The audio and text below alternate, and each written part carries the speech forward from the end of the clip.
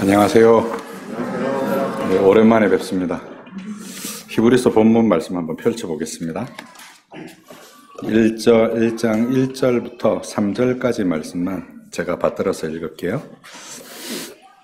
다 찾으신 줄 알고 제가 읽겠습니다. 옛적에 선지자들을 통하여 여러 부분과 여러 모양으로 우리 조상들에게 말씀하신 하나님이 이 모든 날 마지막에는 아들을 통하여 우리에게 말씀하셨으니 이 아들을 만유의 상속자로 세우시고 또 그로 말미암아 모든 세계를 지으셨느니라. 아멘. 3절까지 읽겠습니다. 이는 하나님의 영광의 강체시요 그 본체의 형상이시라. 그의 능력의 말씀으로 만물을 붙드시며 죄를 정결하게 하시는 일을 하시고 높은 곳에 계신 지극히 크신 이의 우편에 앉으셨느니라. 아멘. 오늘부터 내일까지 4시간에 걸쳐서 히브리서를 강론하려고 합니다. 4시간에서 다 강론하기에는 많은 양이어서 제가 전체를 좀 스케치하면서 중요하게 여러분이 보셔야 될 부분, 그리고 히브리서가 어떤 구조를 가지고 있는지, 목사님 기도하신 것처럼 여러분이 실제로 히브리서를 읽으면 제 목표는 이겁니다. 여러분이 4시간의 설교 말씀을 듣고 나면 여러분이 히브리서를 읽을 때 혼자서 읽을 수 있고, 히브리서 저자가 말하고자 하는 바를 여러분의 신앙에 구체적으로 적용할 수 있으며, 또 여러분의 신앙이 한 단계 더 점프할 수 있는 구체적인 내용을 여러분에게 소개하고 여러분의 마음에 남기도록 하는 것이 제가 이번 사경회에서 가진 목표입니다. 여러분 마음에도 동일한 목표를 가지시고 이 본문을 좀 살펴봤으면 좋겠습니다. 오늘 첫 시간은 여러분 걱정하시는 것과 달리 제가 그래도 진도를 좀 뺄 거예요. 그게 걱정하지 마시고 들으시면 아마 이해하시게 될 겁니다. 먼저는 이제 약간 배경을 좀 알아야 되잖아요. 저자가 누군가에 대해서 조금 먼저 한번 살펴볼게요. 이 히브리서가 처음 언급된 것은 이제 클레멘드라는 이제 속사도라 그러죠. 사도들의 제자, 바울의 제자였어요. 그 바울의 제자가 고린도에 보낸 편지, 95년경, 96년경에 보낸 편지에서 처음으로 언급이 됩니다. 클레멘드는 이 편지에 대해서 이제 무슨 말을 남겼냐면 유세비우스라는 교회 역사에 관한 책을 쓰신 분의 글에 이제 남겨져 있는 건데요. 바울이 이 서신을 히브리어로 썼고 그 후에 누가가 헬라어로 번역한 걸로 생각을 했습니다. 근데 이것 때문에 이제 이 히브리서를 바울의 저작이라고 생각하는 경향이 많고, 우리가 보수적인 주석이나 책들을 읽어보면 대체로 바울의 저작으로 이 히브리서를 소개하는 경우가 많습니다. 근데 제가 이렇게 약간 운을 띄우는 이유는 뭘까요? 바울의 저작이 아니기 때문에 이제 이렇게 운을 띄우는 겁니다. 현대학자들은 이제 주로 뭐라고 보냐면 아볼로, 실바, 빌립, 브리스길라, 아굴라, 유다 등을 저자로 언급했습니다. 오리겐은 사상은 바울의 것이지만 문체나 표현은 그의 제자인 로마의 클레멘드나 누가의 것으로 추정을 했습니다. 제가 결론부터 말씀드리자면 이 서신의 저자는 누가일 가능성이, 개연성이 이제 거의 99%입니다. 근데 여러분 보통 신약 성경을 누가 제일 많이 썼다라고 알고 계세요? 바울이잖아요. 근데 양으로 보면 신약 성경을 제일 많이 쓴 사람이 누가입니다.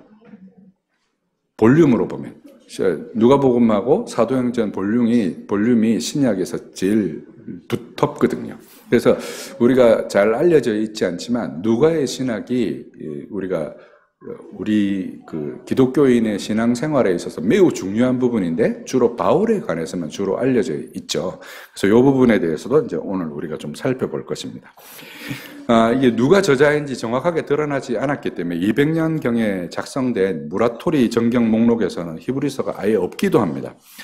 그러다가 AD 397년 3차 카르타고 회의에서 히브리서를 13개의 바울 서신과 별개로 취급하면서 그의 저서로 인정하고 경전 목록에 등재했습니다. 이때 이제 등재될 때는 히브리서가 바울의 것이다. 이제 이렇게 이해하고 여기다 넣은 것이라고 볼 수 있는 것이죠. 그러면 히브리서 내재적으로 볼 때 어떤 그 저자에 대한 힌트들이 있잖아요. 글을 보면 우리가 문체를 보면 익숙한데 누구 글인지 이럴 때가 있잖아요.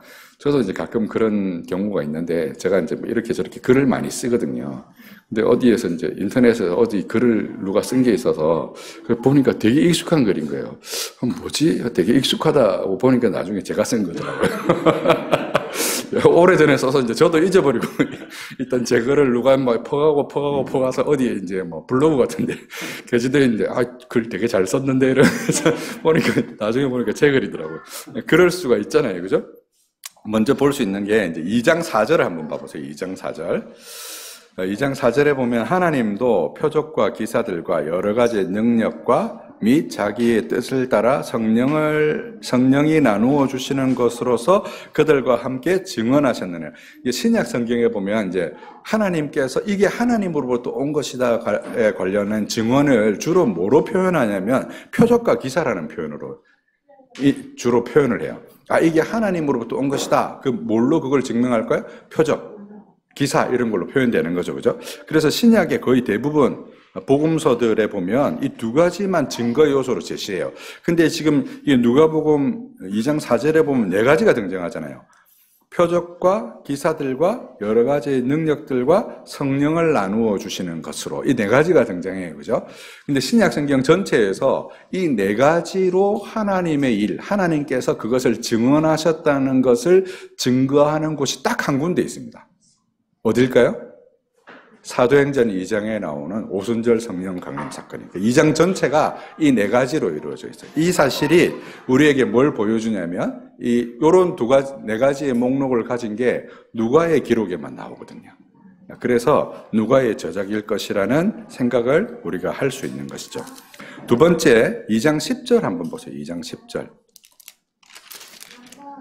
10절을 보면 그러므로 만물이 그를 위하고 또한 그로 말미암은 이가 많은 아들들을 이끌어 영광에 들어가게 하시는 일에 그들의 구원의 창시자를 고난을 통하여 온전하게 하심이 합당하도다. 이렇게 굉장히 독특한 용어를 사용했어요. 그죠? 예수님을 뭐로 소개했냐면 구원의 창시자라고 소개했어요. 그렇죠? 구원의 창시자. 근데 여러분 이런 표현을 신약을 읽으시다가 자주 보신 적이 있나요? 아마 익숙하지 않으실 거예요. 그죠? 근데 이 표현은 어디에만 등장하냐면 12장 2절에 등장하고 공교롭게 사도행전 3장 15절과 5장 13절에만 등장합니다. 다시 말해서 누가만 사용했던 용어라는 거죠. 바울이 막 저자라고 하면 이제 이런 용어를 아마 사용했겠죠. 근데 바울의 서신에는 전혀 등장하지 않고 사도행전 3장 15절과 5장 13절에만 이 용어가 등장합니다. 창시자라는 용어가. 그런 점에서 이게 누가의 저작이 아닌가 이렇게 생각되는 것이죠. 그 다음에 이제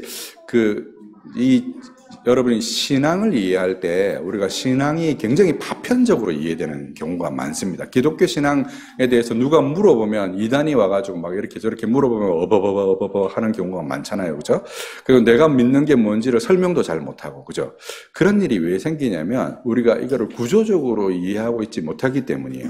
그래서 어떤 구조로 이해해야 되냐면 히브리서가 전체적으로 어떤 구조를 가지고 있냐면 율법을 통해서 성전으로 나간다.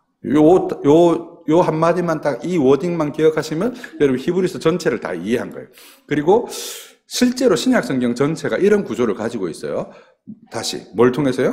율법을 통해서 성전으로 나아간다는 구조를 가지고 있습니다.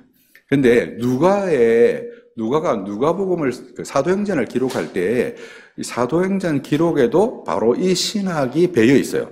사도행전 6장 13절 한번 찾아볼게요. 앞으로 이제 딱 책갈피 끼워두시고 6장 13절로 한번 가보죠. 6장 13절은 뭐냐면 스데반을 기소하는 내용이에요. 스데반을 기소하는 내용. 스데반을 기소할 때 뭘로 기소했냐면 6장 13절요. 제가 읽겠습니다. 거짓 등인들을 세우니 이르되 이 사람들이 뭐라고 했다고요? 이 사람이 이 거룩한 곳과 율법을 거슬러 말하기를 맞이하지 아니하는도다 이랬어요. 이 거룩한 곳이 뭘 가리킬까요? 성전을 가리키는 거예요. 그렇죠? 그 다음에 뭘요? 율법을 거슬러 말한다. 그래서 7장에 나오는 스데반의 설교는 이 고소, 이 거짓 증언에 대한 스데반의 답변인 거죠. 그렇죠? 그렇게 이해할 수 있어요. 자, 그 다음에 바울도 비슷한 얘기를 합니다. 바울도 사도행전 뒷부분에 가시게 되면 사도행전 21장 28절 한번 가볼게요. 21장 28절.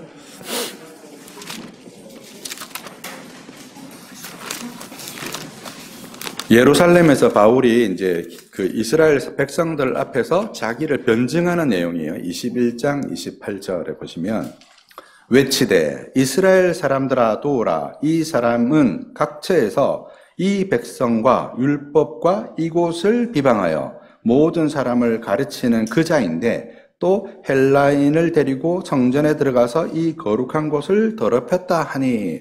그래서 여기서 이제 기소하는 거죠. 뭘로 기소합니까? 율법과 성전을 더럽혔다고 기소하는 거예요. 그리고 바울의 가르침의 내용이 뭐라고 요약을 했냐면 율법과 성전을 비방하여 모든 사람에게 가르친다. 이렇게 이해한 거죠. 그죠?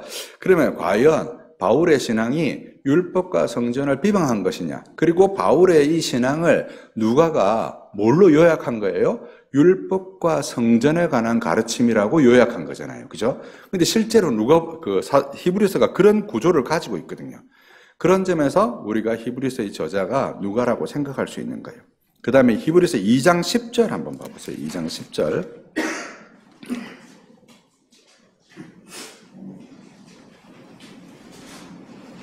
맨 부분에 고난을 통하여, 창시자를 고난을 통하여 온전하게 하심이 합당하다라고 했잖아요. 그죠? 여기에 사용된 온전하게 하신다는 이 구절은 히브리서 전체에서 매우 중요한 역할을 하는 동사인데 총 동사 형태로만 14번 사용됩니다. 신약 전체에서는 31회 정도 사용되었고 자주 사용되는 용어라는 말이죠. 온전하게 한다는 게 이제 자주 사용되는 용어인데 이 단어는 바울 서신에서는 단 한 번 사용됩니다. 그죠? 이런 점에서 히브리서 저자가 누가라는 점이 방증되는 것이죠. 그리고 2장에 보면 2장 3절 한번 봐보세요. 3절. 3절에 보면 우리가 이같이 큰 구원을 등한히 여기면 어찌 그 부흥을 피하리요? 라고 하면서 구원을 설명하는 문맥이에요.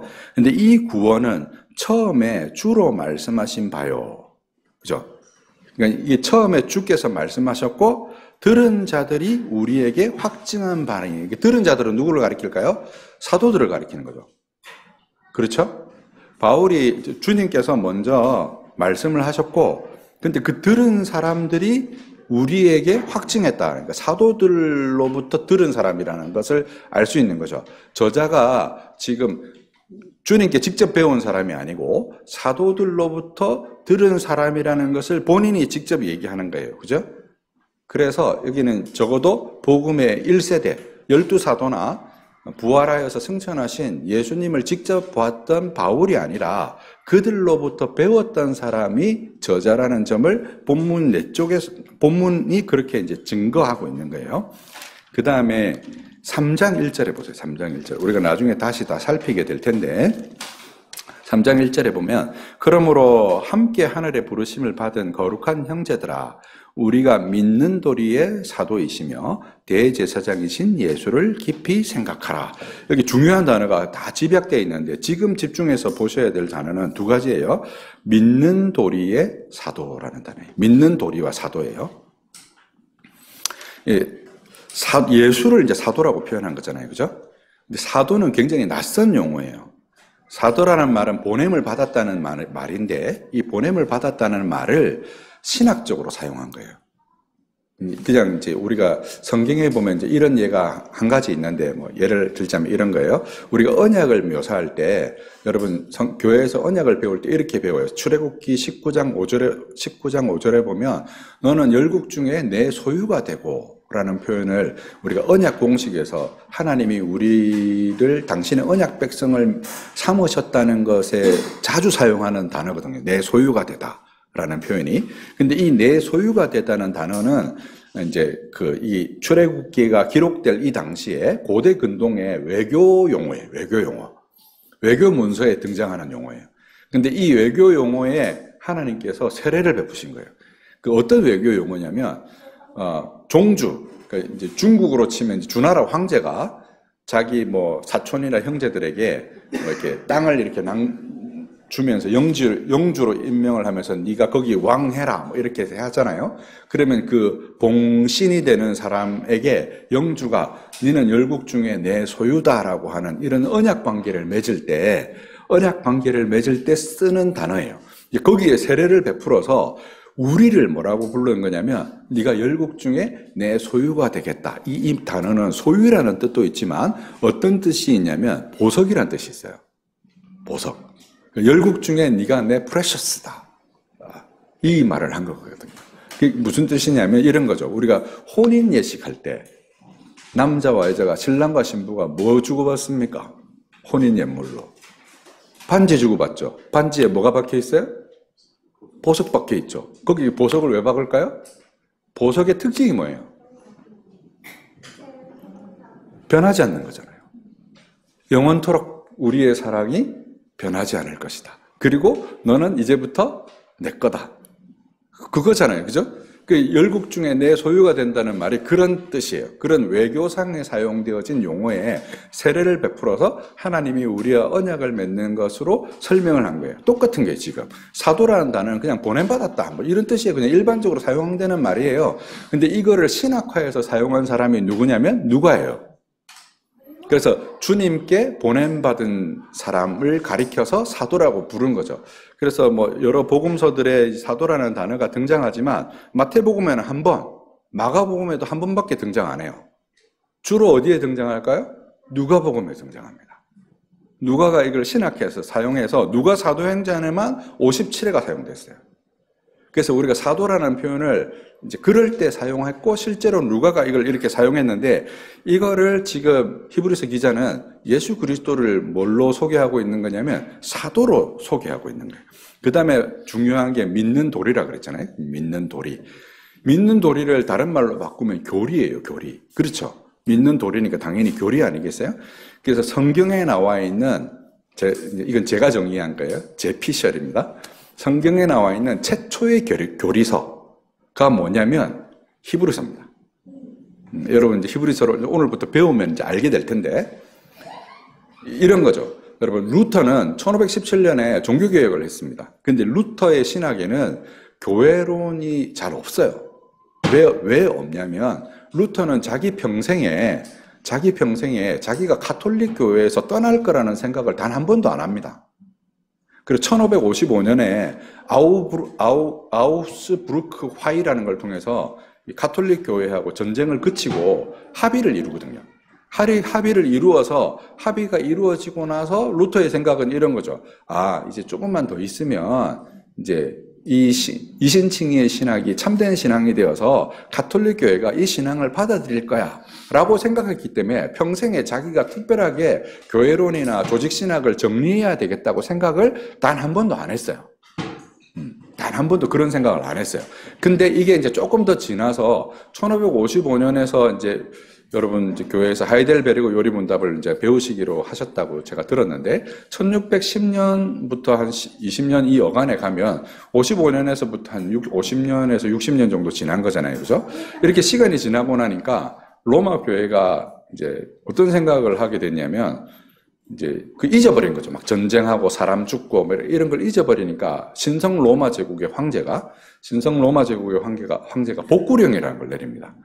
당시 한 60년 정도 개신교 진영으로 이렇게 개신교 영주가 다스리는 곳은 개신교를 믿는다라는 게 아우스부르크 화의의 결정이거든요. 근데 그런 결정을 해서 개신교 신앙으로 되어진 수도원들과 종교 수도원, 종교 시설들이 다 어디로 귀속되게 되냐면 복구령이라는 게 로마 교회로 다시 귀속되게 되는 상황이 된 거죠. 그거를 이제 개신교회들이나 개신교 영주들이 받아들일 수가 없잖아요. 받아들일 수 없어서 발발한 전쟁이 30년 전쟁이에요. 그게 이제 1619년 이때부터 막 전쟁이 일어나거든요. 1610년부터 이렇게 막 전쟁이 일어나요. 이렇게 전쟁이 있고 나서 1618년에 전쟁이 시작돼서 1648년에 전쟁이 끝나서 30년 전쟁이라고 해요. 이 30년 전쟁이 끝나고 나서 이제 베스트팔렌 조약이라는 조약을 맺습니다. 이 조약은 이제 이전에 아우스부르크 화의하고 조금 다른 점이 있어요. 어떤 점이 다르냐면 전에는 영주의 신앙이 백성의 신앙이었잖아요. 근데 베스트팔렌 조약에서는 누구든지 자기가 가지고 싶은 신앙을 가질 수 있다는 것으로 결정이 납니다. 그리고 이때쯤 되면 30년 전쟁을 하면서 실제로 그 독일 지역, 당시로서는 신성 로마 제국의 인구가 50%가 줄어요. 절반이 죽거나 피난 가거나 한 거죠. 이런 일을 겪고 나니까 어떤 생각이 들겠어요? 아, 이제는 가톨릭 교회하고 한 배를 타기는 어렵겠구나 하는 생각이 든 거예요. 그래서 여러분 이제 우리 장로교에서 자랑하는 17세기 신학, 정통주의 신학이 바로 이때부터 등장하는 거예요. 그래서 이제 정통주의라는 것을 빌려와서 교회 안의 신학들을 신론부터 시작해서 종말론에 이르기까지 체계적으로 교리를 만들어서 이제 정립을 하기 시작한 거예요. 이전에도 있었지만 그것을 정립하기 시작한 게 1517년에 종교개혁을 했는데 그거로부터 100년이 지난 어느 시점에 정립이 된 거죠. 똑같다는 거예요. 지금 이게 봐보세요. 지금 1세대가 복음을 전했잖아요. 사도들이 복음을 막 전했어요. 그죠? 바울도 복음을 전하고 베드로도 복음을 전하고 막 이렇게 복음을 전했는데 복음이 전해지고 한 100년쯤 지나니까 이제 1세대가 끝나갈 쯤이 되니까 아까 전에 AD 한 95년에 클레멘드가 처음으로 히브리서를 언급했다 그랬잖아요. 그때쯤 되니까 사람들이 자기가 믿는 것을 바울이나 베드로처럼 잘 설명해 줄 수 있는 능력이 있고 이름이 있고 유명한 사도들이 줄어드니까 서신을 볼 수 있는 기회도 적고 문맹률도 높고 이러니까 이걸 정리해야 될 필요가 생겼잖아요. 베스트팔렌 조약을 맺는 이 시점에 기독교 교리가 정리되어지는 것처럼 똑같이 기독교 교리가 정리되어야 될 시점에 이르게 된 거예요. 그때 이제 이 서신이 나왔고 실제로 이 히브리서에서 매우 중요한 게 뭐냐면 믿는 도리가 뭐냐는 거예요. 믿는 도리가. 우리가 믿음의 도리를 어떻게 이해해야 될 것이냐가 매우 중요한 거죠. 그래서 이것이 매우 중요한 증거 중에 하나예요. 그 다음에 히브리서의 구조가 바울 신학하고 약간 다른 점이 있습니다. 여러분 이제 바울의 서신들을 유심히 보시면 특징이 있는데 1장부터 전반부에는 뭐 로마서 같은 경우는 11장까지가 주로 교리에 관한 내용이 나오고 12장부터 무엇에 관련된 내용이 나와요? 생활에 관한 얘기가 나오죠. 에베소서도 1장부터 3장까지 교회에 관한 교리에 관한 내용이 나오고 4장부터 6장까지 생활에 관한 내용이 나와요. 골로새서도 1장부터 3장까지 그리스도에 관한 얘기를 하고 4장부터 마지막 장까지 그렇게 우리가 그리스도를 안다면 우리가 어떻게 생활해야 하는가를 설명해요. 그래서 바울 신학의 특징이 뭐냐면 처음에는 교리를 설명하고 뒷부분에는 생활을 설명하는 구조를 가지고 있어요. 그래서 예전에 히브리서를 전통적으로 읽으시던 분들은 이걸 어떻게 해석을 했냐면 10장까지는 교리고 우리 흔히 말하는 믿음장 있죠. 11장부터 마지막 장까지는 생활편을 설명하는 것으로 이해를 했어요. 그런데 이제 그렇게 이해할 수 없다는 것을 이제 우리가 오늘 본문을 통해서 살펴볼 것입니다. 그 다음에 이제 독자, 그러면 독자는 누구냐? 우리가 생각할 수 있죠. 히브리서라는 이제 제목에서 우리가 느낄 수 있고, 안에 나오는 여러 가지 풍기는 뭐 제사법이라든지 제사장이라든지 막 유대인들이 알 법한 이런 내용들이 계속해서 등장하니까 이제 우리가 이런 이제 생각들을 하게 되는 거죠. 이전에 우리 믿음의 선배들이나 신학자들도 똑같은 생각을 했는데 어떤 생각을 했냐면 이게 유대교 공동체들을 향해서, 그러니까 유대교 그리스도인 공동체들을 향해서 이 서신이 기록되어졌을 것이라고 생각하는 경향이 굉장히 강했습니다. 근데 이제 여기 보시면 아까 전에 말씀드렸다시피 클레멘드가 이 서신을 제일 처음 언급했다 그랬잖아요. 그 말은 AD 95년 이전에 쓰여졌다는 뜻이겠죠. 그죠? 그럼 AD 95년 이전에 쓰여진 이 서신의 내용에 이제 우리가 생각해야 될 것들이 있는 거죠. 어떤 것들을 생각해 봐야 될 것이 있냐면 6장 10절 한번 봐보세요. 6장 10절. 6장 10절. 6장 10절에 보니까 이렇게 기록되어 있어요. 하나님은 불의하지 아니하사 너희 행위와 그의 이름을 위하여 나타낸 사랑으로 이미 성도를 섬긴 것과 이제도 섬기고 있는 것을 잊어버리지 아니하시느니라. 지금 이제 히브리서 저자가 이 독자들을 칭찬하고 있어요. 그죠? 성도를 섬긴 것과 그들을 향해서 나타내는 사랑으로 성도를 섬긴 것과 그것을 지금도 하고 있고 그것을 하나님이 잊어버리지 않는다. 근데 여러분 AD 95년 이전에 가만히 생각해 보세요. 유대인 공동체라고 하면 주로 어디 있었겠어요? 유대 땅에 있었겠죠. 그죠? 예루살렘 공동체가 여러분 신약 성경에서 보면 주로 후원하는 교회든가요? 후원받는 교회든가요? 후원받는 교회였어요. 그죠? 거기 가뭄도 계속되고 과부들도 많고 이래서 1세기 동안은 거의 예루살렘 교회가 주로 후원받는 교회였어요. 근데 여기 보면 이 히브리서를 수신했던 공동체가 어떤 일을 하고 있냐면 다른 사람들을 후원하는 공동체라는 것을 알 수 있죠. 그리고 이제 유대인들한테 되게 문제가 되는 게 할례 같은 문제잖아요. 그죠? 바울이 할례 때문에 갈라디아서를 썼어요. 그죠? 근데 그런 얘기는 한 번도 안 해요. 히브리서 내내. 그죠?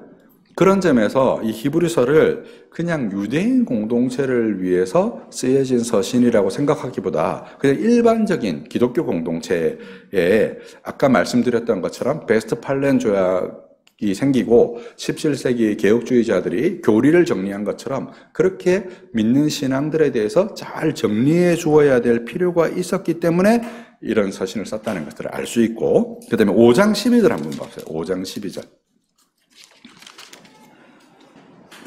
때가 오래되었으므로 너희가 마땅히 선생이 되었을 터인데 너희가 다시 하나님의 말씀의 초보에 대해서 누구에게 가르침을 받아야 할 처지이니 단단한 음식은 못 먹고 젖이나 먹어야 할 자가 되어도다. 가르침을 오래 받은 거예요. 이게 이제 교리를 설명해야 되는 이유이기도 한 거예요. 우리가 여러분 교회에서 이렇잖아요. 교회에서 우리가 막 설교를 한 20년 들었어요. 그래서 뭐는 있냐면 감은 있어. 설교가 좀 이상하면 들으면 저 좀 이상한데? 근데 뭘 설명을 못 하겠어. 그게 왜 그러냐면 지금 딱 이거예요. 구조가 없는 거예요.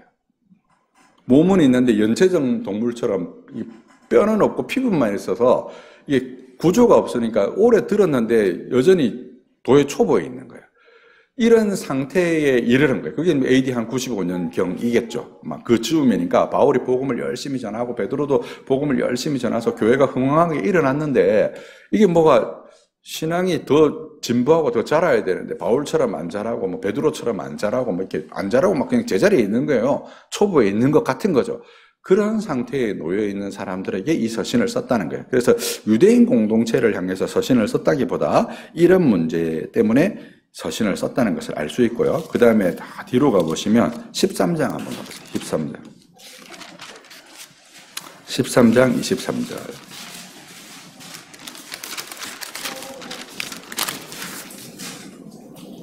우리 형제 디모데가 놓인 것을 너희가 알라. 그가 속히 오면 내가 그와 함께 가서 너희를 보리라. 여기 누가 나옵니까? 디모데가 나옵니다. 디모데는 언제 죽냐면 도미티안 박해 마지막 해, 도미티안 황제의 즉위의 마지막 해, AD 81년부터 84년부터 94년인가 아마 그 시기가 잠깐만요. 또 허튼 소리를 하면 안 되니까. 그 시기에 그 도미티안 황제의 박해가 있었어요. 그 박해의 마지막 시기인 95년에 디모데가 죽거든요. 그러니까 그 이전에 쓰여졌다는 것을 알 수 있는 거죠. 그죠? 그러니까 적어도 디모데가 살아있는 동안에 그가 오면, 그가 풀려났어요. 뭐 아마 박해를 받아서 이제 옥에 갇히거나 했겠죠. 풀려나서 그가 오면 그와 함께 이제 여기에 방문하겠다. 어떤 교회인지는 알려지지 않았지만 여기에 방문하겠다는 내용의 얘기를 지금 바울이 하고 있는 겁니다. 히브리서 저자가 하고 있는 것이죠. 그런 점에서 볼 때 이 서신의 저자는 바로 이제 첫 세대가 아니라 두 번째 세대인 누군가에 의해서 쓰여졌다는 사실을 알 수 있어요. 그렇지만 이제 뭐 오리겐도 얘기했다시피 이 저자가 누구인지는 아무도 모르고 하나님만 아신다 이렇게 말을 했어요. 뭐 명시적으로 얘기를 한 것은 아니기 때문에 우리가 그렇게 이해할 수 있는 것이죠. 그리고 여러분 받으셨던 유인물이 하나 있죠. 거기 보면 히브리서 9조가 나와요. 그죠? 첫 번째 히브리서 9조. 1번에 보면 말씀의 사도이신 그리스도라고 해서 1장과 2장이 이제 그 내용이에요. 달리 말하면 율법. 그리고 3장 1절부터 5장 10절까지는 대제사장 예수 그리스도의 본성 혹은 그분의 인격 혹은 그분의 성품 이제 이렇게 정의할 수 있는데 대제사장이라고 했지만 이제 실제로 말하고자 하는 바는 성전이에요. 성전에서 이제 주로 봉사하는 사람이 대제사장이기 때문에 예수님을 대제사장으로 소개하는 거예요. 그게 이제 여러분 기독교 신앙의 핵심적인 구조가 아까 뭐라고 말씀드렸어요? 율법과 성전이라고 말씀드렸죠. 신약 성경, 특히 복음서의 4개의 복음서가 동시에 말하는 예수님을 고발하는 동시에 말하는 거짓 증언이 하나 있어요. 그게 뭐냐면 이 사람이 이 성전을 헐고 사흘 만에 다시 일으키리라고 말했다라가 마태복음, 마가복음, 누가복음, 요한복음 4개의 복음서가 동시적으로 말하는 내용이에요. 그 무슨 뜻일까요? 이 내용이 우리 신앙에 있어서 매우 중대한 내용이라는 것을 복음서가 증거해 주는 것이죠. 그래서 여러분 성경에서 말하는 우리의 신앙, 믿는 도리의 구조가 핵심이 뭐냐면 율법과 성전을 말하는 거예요. 율법과 성전. 그래서 5장까지가 이제 그 내용이고, 아까 전에 바울이 서신을 쓰면 주로 어떻게 한다 그랬어요? 전반부는 교리, 후반부는 생활을 얘기한다 그랬잖아요. 근데 히브리서가 좀 다른 점이 뭐냐면 생활에 관한 권면이 중간에 나옵니다. 중간에. 5장 11절로부터 6장 10절까지가 권면이에요. 권면. 그래서 아까 전에 우리가 읽었던 말씀 중에 한 가지죠. 젖먹는 어린아이가 되지 말고 도의 초보에 머물지 말고 성숙하고 장성한 사람이 되라는 그 권면을 하는 내용이 중간에 등장합니다. 중간에 등장하고 그걸 2번 반복해요. 그래서 1장 1절로부터 6장 20절까지를 요즘식으로 이제 옮기면 새신자반 교재예요. 새신자반. 이해되세요? 1장 1절부터 6장 20절까지 권면까지는 새신자반 교재예요. 그 다음에 7장 1절로부터 10장 39절, 10장 마지막까지가 성숙자반 교재예요. 성숙자반 교재. 이렇게 구성이 되어 있는 거예요. 그래서 앞에도 대제사장을 얘기했고 두 번째도 대제사장을 얘기해요. 바울이 이제 이렇게 히브리서 저자가 처음에 그 멜기세덱을 얘기하다가 이거를 니네한테 설명하려고 하니까 참 어렵다. 니네가 아직 신앙이 충분하지 않아서 어렵다라고 얘기해놓고 다시 멜기세덱 얘기를 다시 합니다. 그 내용이 7장이에요. 근데 이 7장부터 시작해서 10장 18절까지가 대제사장 예수 그리스도에 관한 내용인데 그 대제사장 예수 그리스도가 그냥 레위의 반차를 따른 대제사장이 아니라 멜기세덱이라는 선지자를 통한 멜기세덱이라는 제사장을 통한 반차를 따르는 제사장이라는 설명을 하는 거예요. 그리고 앞에서 대제사장 예수 그리스도의 인격과 성품과 본성에 관해서 설명을 했다면 새신자반에서는 이 뒷부분에서는 그분이 하시는 사역에 관해서 얘기를 합니다. 그리고 앞부분에서는 우리와 같은 면, 우리의 본성, 우리의 인성과 같은 면에 관해서 주로 얘기를 했다면 뒷부분에서는 하늘에서 그리스도의 신성과 관련된 얘기를 주로 하게 되고 앞부분에서는 그 땅에서 있는 대제사장의 얘기를 주로 했다면 뒷부분에서는 하늘에서 그리스도가 대제사장으로 어떤 사역을 하시는가 하는 내용, 하늘의 성전, 땅에서 사람의 손으로 짓지 않은 하늘의 성전에 관한 내용을 얘기하고 있습니다. 그리고 그 10장 19절부터 39절까지 대제사장 그리스도의 사역을 우리가 본으로 삼아야 된다는 권면을 하는 거죠. 권면을 하고 난 다음에 이제 11장, 여러분 잘 아시는 믿음장이죠. 믿음장 11장, 그 다음에 12장, 13장은 세 가지 덕, 믿음, 소망, 사랑을 얘기하는 거예요. 믿음, 소망, 사랑. 여러분 우리가 교회에서 교회에서 행하는 이제 중요한 의식 중에 학습 문답과 세례 문답이 있잖아요. 학습 문답은 사실 한국 교회에만 있는 겁니다. 외국 교회는 없어요. 근데 왜 한국 교회만 학습 문답이 있었냐면 세례를 받았는데 세례 받고 다시 옛날 생활로 돌아가가지고 막 이제 엉망진창인 거예요. 그러니까 이런 문제가 계속 반복되니까 어떻게 해야 될 필요가 있었겠어요? 한국교회에서 잘 이제 훈련되고 잘 가르침을 받은 성도들에게 엄선해서 세례를 주어야 될 필요가 생겨서 세례문답 전에 학습문답이 생긴 거예요. 근데 세례문답을 받을 때 여러분 세례문답 잘 기억해 보세요. 여러분이 암송을 요구받은 게 세 가지가 있어요. 뭐 암송 요구받았어요? 기억 잘 안 나시겠지만. 네? 사도신경. 주기도문, 그 다음에 십계명. 그죠? 그 세 가지가 뭐냐면 믿음, 소망, 사랑이에요. 사도신경은 무엇의 대표겠어요? 믿음. 여러분이 믿는 바. 십계명은 무엇에 대한 대표겠어요? 사랑. 우리가 어떻게 사랑해요? 여러분 하이델베르그 요리문답 배우면 요 세 가지를 해설합니다. 그리고 주기도문은 무엇에 관한 거겠어요? 소망에 관한 거예요. 이 세 가지를 덕이라고 하는 이유가 있어요. 덕이라는 건 뭐냐면 습관이에요. 습관. 이제 고대 아티카 헬라어, 아티카 그릭에서는 이제 소크라테스나 이런 소크라테스가 덕을 굉장히 강조했거든요. 아레테라고 그래요. 아레테. 아레테는 뭐냐면 어떤 탁월함이에요. 탁월함. 어떤 탁월함이냐면 이런 거죠. 사람이 달리기를 하는데 그 우사인 볼트 같은 이런 달리기를 하는 거예요. 그러니까 자신이 가지고 있는 신체 능력이 최대한으로 극대화된 거잖아요. 그죠? 그런 상태. 예를 들어서 사람이 차를 만들었는데 막 이게 순간 가속을 해서 2초 만에 100km에 막 다다르는 이런 어떤 원래 가지고 있는 창조되어져 있는 창조된 피조물이 그 피조물의 능력을 극대해서 발휘하는 상태. 그거를 우리 편에서 설명하면 뭐가 되냐면 덕이 되고요. 그걸 하나님 편에서 설명하면 영광이 되는 거예요. 이해되세요? 우리가 하나님께 영광을 돌린다라고 말할 때 그런 의미로 사용되는 거예요. 근데 이제 물론 성경에서 영광을 설명할 때 제가 전에 바른교회 와서도 한번 말씀드린 적이 있는데 요한복음 1장부터 12장까지를 표적의 책이라고 설명해서 예수님이 그리스도이신 여러 표적들을 설명합니다. 그리고 13장부터 마지막 장까지를 영광의 책이라고 그래요. 그리고 요한복음에 보면 계속해서 예수님이 이런 표현을 씁니다. 예를 들어서 가나 혼인잔치에서 그 포도주가 떨어졌다. 엄마 어떤 마리아가 그렇게 얘기를 하니까 예수님이 뭐라고 말씀하십니까? 어머니, 내 때가 아직 이르지 아니하였습니다. 거기서 말하는 예수님의 때는 언제를 가리킬까요?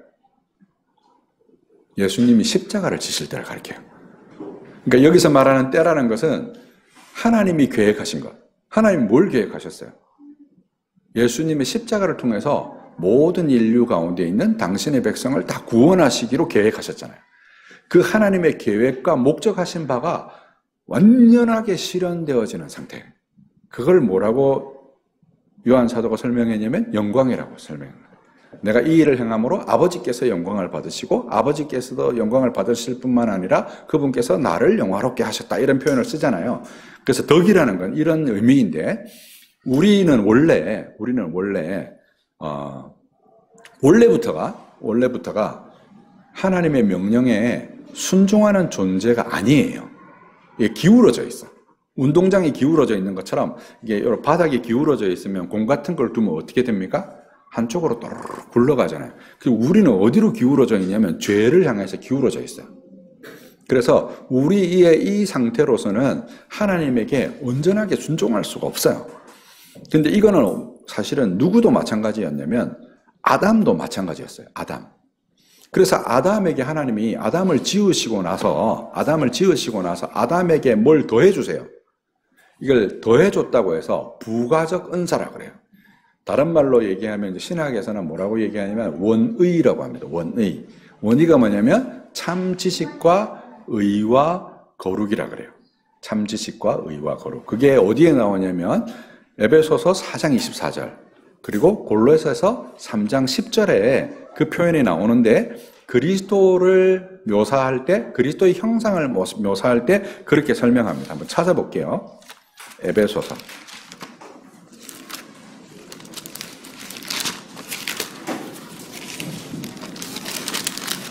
4장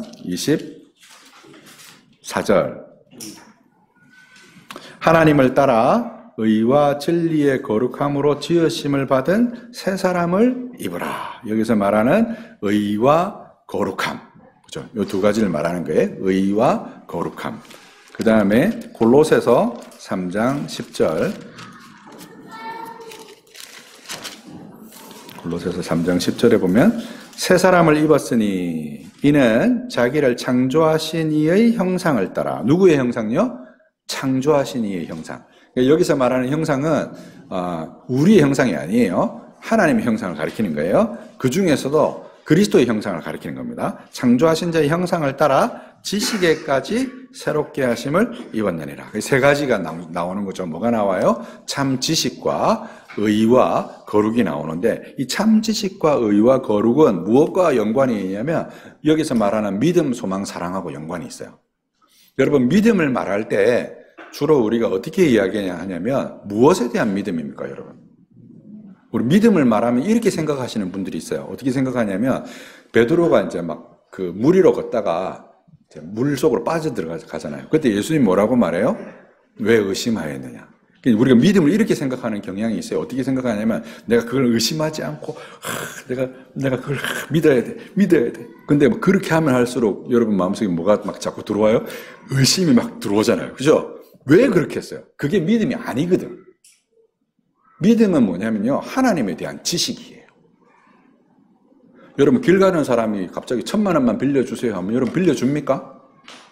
안 빌려주죠. 왜 안 빌려줍니까? 그 사람에 대한 믿음이 없기 때문에 여러분이 내가 돈을 안 잃어버릴 거야. 1,000만 원을 주면 2,000만 원을 돌려받을 거야. 여러분이 아무리 스스로에게 암시를 줘도 그 믿음이 아니라는 거예요. 믿음은 뭐냐면 그 사람에 대한 믿음이 있어야 되죠. 그래서 여러분이 여러분의 배우자가 1,000만 원만 줘. 어디다 쓸 건데? 지금은 묻지 마. 그러면 줍니까? 안 줍니까? 믿음이 없으면 잘 안 주겠죠. 그죠? 근데 믿음이 있으면 주잖아요. 그죠? 그러니까 믿음이라는 건 그런 거예요. 그래서 믿음은 하나님에 대한 지식을 얘기하는 것이고, 사랑은 우리가 거룩, 이제 진리의 거룩함이라는 건 그런 걸 의미하는 거예요. 사실 거룩함이란 우리의 정서 속에 있는 것이거든요. 거룩함이 있어야 사랑이 됩니다, 여러분. 그래서 십계명은 그냥 율법과 의무가 아니고 여러분 안에 거룩함이 있어야 가능한 것들이에요. 생각해 보세요. 내가 배우자를 사랑하는 게 그런 어떤 그런 정서가 없이 막 의무감만 가지고 사랑하려고 하면 너무너무 힘든 거예요. 신앙생활로 그같이 힘든 게 없어요. 그래서 그런 이제 사랑을 얘기하는 것이고, 이제 소망과 이제 연관이 있는 거. 소망이 있으니까 우리가 신약 성경에 보면 소망 때문에 우리가 하는 일들이 있어요. 뭐냐면 인내하는 거죠. 견뎌내는 거예요. 그죠? 그게 가능한 이유는 우리가 그것에 관련된 우리가 그 나라를 유업으로 얻을 수 있기 때문에 우리가 그걸 견디는 거죠. 그래서 바울도 이제 그런 표현을 하죠. 그 충성된 사람에게, 디모데후서 2장에 보면 충성된 사람들에게 이 복음에 대해서 부탁하라고 할 때 네 종류의 사람을 얘기해요. 어떤 종류의 사람을 말합니까? 군인은 자기 생활에 얽매이지 않는다. 그죠? 그 다음에 경기하는 자가 멋대로 한다? 법대로 한다. 그리고 수고하는 농부가 먼저 받는 것이 마땅하다. 그 얘기를 하거든요. 여기서 말하는 경기하는 자, 올림픽에서 월계관을 쓰는 자 생각해 보세요. 막 자기 하고 싶은 거 막 다 하면서 월계관 쓰는 사람이 있어요? 없죠. 자기 생활에 다 절제를 하는 거예요. 왜? 목적을 향해서 그렇게 달려가는 것이거든요. 이 세 가지 덕은 이처럼 우리가 스스로 갖는 게 아니에요, 이거는. 하나님이 우리에게 부여해 주시는 거예요. 아담도 여기서 말했던 원이 있잖아요. 참 지식과 의와 거룩을 부여받은 거예요, 부여받은 거. 그리고 그 은혜 때문에 무엇을 할 수 있었냐면 순종할 수 있었던 거예요. 아담도. 여러분, 왜 아담이 그 선악을 알게 하는 열매를 따먹어가지고 우리가 이 모양이 됐냐가 아니라 아담이 하나님 앞에 순종했던 것도 그가 완벽해서 순종한 것이 아니라 이런 형상을 아담이 부여받아서 그것 때문에 하나님 앞에 순종할 수 있었던 거예요. 똑같아요. 우리도 그 신앙하고 구조가 똑같습니다. 그래서 하나님이 우리에게 그 하나님의 원의를 아담처럼 직접적으로 주시지는 않았고, 이게 누구 안에 있냐면 예수님 안에 있어요. 하나님 보좌 우편에 앉아 계시는 예수님 안에 이 의가 있어요. 원의가. 참 지식과 의와 거룩이 있어요. 근데 그 의와 거룩에 우리가 어떻게 연결되느냐? 그 연결되는 덕을 우리 안에 넣어주셨는데 그게 뭐다? 믿음, 소망, 사랑이라는 거예요. 이런 거죠, 여러분. 여러분 아이패드나 아이폰 쓰시면 클라우드가 있잖아요. 그죠? 그래서 내가 아이패드에서 뭘 이렇게 막 작업하다가 집에 가서 맥북을 열어서 작업을 해도 이게 동기화가 됩니다. 그렇죠? 그래서 내가 여기서 작업하고 이 컴퓨터에서는 작업을 안 했는데 클라우드를 통해서 서로 두 가지 문서가 같아지잖아요. 그죠? 똑같은 거예요. 여러분이 이 세상을 살면서 내가 막 여러 가지로 부족해. 주님을 섬기는데도 부족해. 막 이런저런 뭐 문제들이 막 생겨. 하는 것이 다 모자라. 근데 뭐하고 자꾸 동기화가 된다고요? 하나님 보좌 우편에 계신 그리스도께서 이루신 그 의와 우리가 자꾸 동기화가 되는 거예요. 동기화가 돼서 하나님이 우리를 보실 때 어떻게 보시냐면 그리스도를 보듯이 우리를 보시는 거예요. 그래서 그걸 입으라 이렇게 표현한 거예요. 그래서 우리가 그의 나라의 백성으로서 그리스도를 덧입는 거예요. 그래서 천국을 예수님이 비유하시면서 혼인잔치 비유를 할 때 혼인잔치에 어떤 사람들이 있었어요? 청함을 받았는데 택함을 입지 못한 사람들이 있어요. 그 사람을 뭘로 알아볼 수 있었냐면 예복을 안 입은 거야. 여러분 이스라엘의 혼인잔치는 어떤 특징이 있냐면 혼인잔치에 내가 막 이렇게 멋진 옷 입고 가는 게 아니에요. 내가 그냥 일반적인 옷을 입고 가면 혼주가 문 앞에서 예복을 입혀줍니다. 겉옷을. 그래서 그 겉옷을 입고 혼인잔치에 들어가서 포도주 마시면서 막 이렇게 잔치를 하는 거예요. 근데 예복을 안 입고 거기 앉아 있다는 건 무슨 뜻이겠어요? 그 문을 통과 안 하고 어떻게 들어온 거예요. 그래서 청함을 받은 사람은 많되 택함을 입은 사람이 적다는 게 그 말이고, 예수께서 우리가 복음서에 보면 바울의 서신에 보면 그리스도로 옷 입으라 그러잖아요. 그죠? 그리스도로 옷 입으라는 말은 바로 이거를 말하는 것이고, 여러분이 세례문답할 때 믿음과 소망과 사랑에 관한 세 가지의 말씀, 사도신경과 십계명과 주기도문을 외우는 이유가 그것이 여러분의 신앙의 뼈대가 되기 때문에 그런 거예요. 그게 자라야 돼요. 그게 자라는 것을 위해서 믿는 도리가 무엇인지를 우리가 이제 알아야 되는 거죠. 히브리서의 신학은 이제 우리가 지금 읽을 수도 있는데 지금 읽으면 사실 무슨 뜻인지 잘 모를 거예요. 이 히브리서 끝나고 나서 우리 같이 한번 읽어볼 거예요. 그래서 본문으로 한번 들어가 보겠습니다. 본문으로 들어가기 전에 맨 밑에 보면 주제라고 제가 해두었죠. 주제 나와 있나요? 주제. 이 히브리서의 주제는 율법과 성전이, 아까 말씀드렸지만 율법과 성전이 기독교 신앙을 이해하는 데 있어서 핵심적인 주제입니다. 율법과 성전이 핵심적인 주제예요. 그 다음에 하늘과 땅. 성전이 있는데 이 땅에 성전이만 있는 것이 아니라 하늘에도 성전이 있다는 걸 얘기하고, 그리고 그리스도께서 그 성전이시다는 것을 얘기하고, 그 성전이시라는 걸 얘기하는 데 있어서 그리스도가 제사장이라고 하니까 율법하고 뭐가 안 맞는 것 같잖아요. 율법에 보면 레위의 후손이 제사장이 될 거라고 이렇게 얘기하고 있거든요. 그죠? 그래서 아론의 후손이어야 되고, 뭐, 레위의 후손이어야 되고, 이런 규정들이 있는데, 그 규정들이 어떻게 변해가는가 하는 것에 대한 얘기를 이제 이 저자는 뭘로 끌어오냐면, 멜기세덱을 끌어와서 얘기를 해요. 그것도 이제 제가 차차 설명을 드리겠습니다. 그래서 우리가 율법으로 말미암아 어디로 나가게 되냐면, 성전으로 나가는 거예요. 근데 성전으로 나간다는 말을 오늘날로 옮기면 이렇게 옮길 수 있습니다. 교회에 오는 거예요, 교회에. 교회에 와서 여러분, 우리가 성찬에 참여하잖아요. 그 떡과 포도주를 마시는데 우리가 어떻게 믿냐면 성찬에 참여했을 때 어떻게 믿어야 되냐면 우리가 그의 살과 피에 참여하는 걸로 믿어야 돼요. 근데 실제로 여러분이 그 살과 피를 먹는 건 아니잖아요. 그죠? 그 살과 피를 먹는다고 믿는 것은 로마 가톨릭 교회거든요. 믿는 건 아닌데, 그렇게 믿는 것은 아닌데, 우리가 어떻게 거기에 참여하게 돼요? 성령을 통해서 우리가 참여하게 된다는 거예요. 어떻게 해요? 우리가 성령을 통해서 믿음으로 하나님 보좌 우편에 계신 그리스도와 연합하게 된다는 거예요. 그게 장로교 신앙의 핵심이에요. 그래서 장로교 신앙, 여러분, 우리 여기 나와죠. 5대 솔라에 보면 밑에 뭐 표현해놨어요? 오각형에다가 심장을 이렇게 들고 있죠. 그죠? 오각형은 뭘 표시한 것 같아요? 뭔 것 같아요, 저 오각형? 그림 있는데도 이제 뭔지도 모르고 그냥 보고 있죠, 그죠? 맨날 있는데. 오각형은 방패를 의미해요, 방패. 에베소서에 보면 믿음을 뭐로 표현했어요? 믿음의 방패와 의의 흉배와 구원의 투구와 라고 할 때 방패를 저렇게 표현한 거예요. 그 방패를 표현했다는 말은 무슨 말이겠어요? 저게 믿음을 그림으로 그린 거예요. 근데 믿음을 어떻게 그림으로 그렸냐면 저게 칼빈의 엠블럼이기도 하거든요.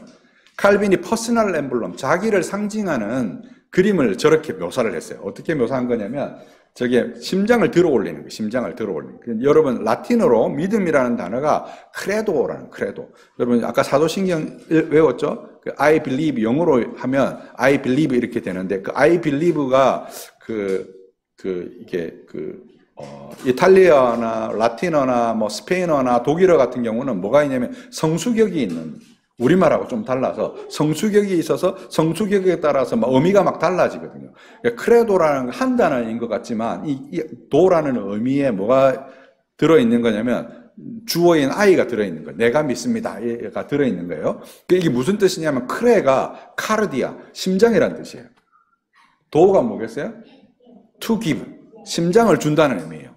여러분 어떤 사람에게 여러분 심장을 맡깁니까? 믿는 사람에게 심장을 맡기는 거잖아요. 그런데 들어올리잖아요. 왜 들어올리겠어요? 우리가 믿는 그분이 어디 계세요? 하나님 보좌 우편에 계시거든요. 그래서 개혁파 예배의 보툼이라, 하나님이 우리를 부르시는 거예요. 보툼이라 그래요. 하나님이 우리를 부르시는 그 예배 예전의 출발을 어떻게 하냐면 이렇게 출발합니다. 목사가 이렇게 얘기함으로 예전을 시작해요. 어떻게 시작하냐면 다 함께 우리 마음을 들어올려 하나님께 예배하겠습니다. 이렇게 시작해요. 우리 마음을 들어올린다는 표현을 써요. 그걸 라틴어로 수루슴 코르다라고 그래요. 수루슴, 마음을 lift up your heart라고 해요. 근데 이거는 그 성찬 예전, 고대 교회의 성찬 예전의 한 부분이에요. 수루슴 코르다가 우리의 마음을 들어올리는 거예요. 왜 들어올리겠어요? 성령께서 우리를 들어올려서 하나님 보좌 우편에 계신 그분과 연합한다는 거예요. 그 계시록 4장에 보면 이제 그 요한이 성령에 이끌려서 하늘에서 예배하는 장면을 목격하잖아요. 그게 딱 그거예요. 그래서 여러분이 매 예배에서 지금 보편교회로서 로컬 처치로서 바른교회로서 검단에 위치한 이 교회에서 예배를 드리지만 여러분이 매번 이렇게 예배를 드리는 이 순간에 어떻게 되는 거냐면 여러분이 영혼을 들어 올려서 하늘에서 천만 장자들의 총회와 내영물들과 24장로들과 천만 하나님의 백성들과 더불어 함께 예배하는 거예요. 성령에 이끌려서. 그래서 하늘의 보좌 우편에 계신 그리스도와 연합함으로 그 살을 취하여 먹고 그 피를 취하여 마심으로 우리의 내적인 덕인 믿음과 소망과 사랑이 자라는 거예요. 그거를 설명하는 거예요, 지금. 그거를 설명하는 거예요. 그래서 나아가는 것, 그리고 들어가는 것 되게 중요하고 히브리서가 그 반대되는 걸 뭐로 설명하냐면 물러가는 것, 떠내려가는 것. 뭐 이렇게 설명해요.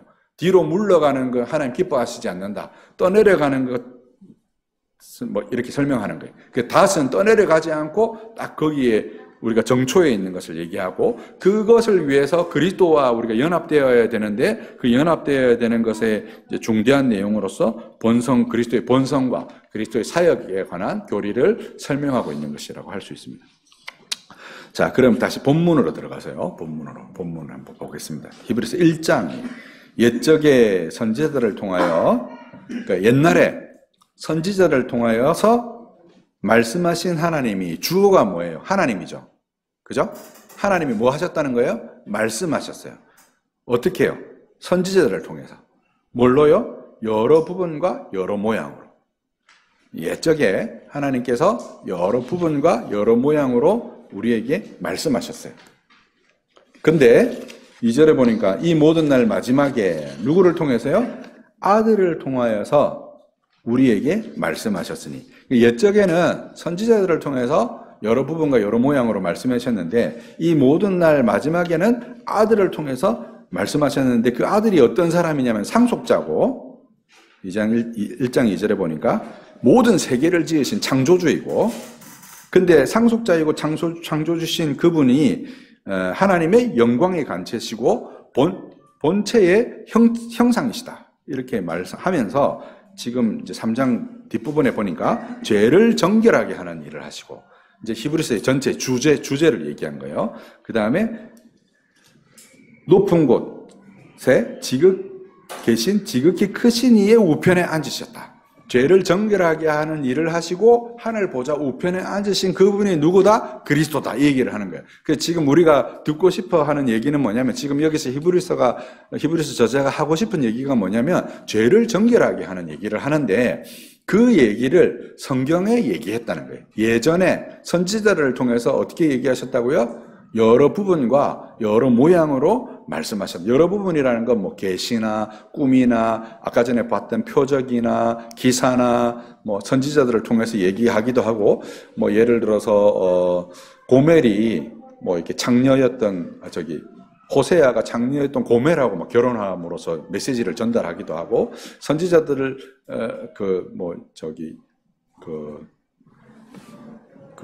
에스겔 선지자한테는 사람 똥으로 떡을 구워 먹으라 그러니까 에스겔이 주님 내가 도저히 그거는 못하겠습니다 라고 하니까 그럼 소똥으로 해라 뭐 이렇게 하고, 이런 어떤 선지자들의 퍼포먼스 혹은 이제 하나님이 직접적인 매니페스토,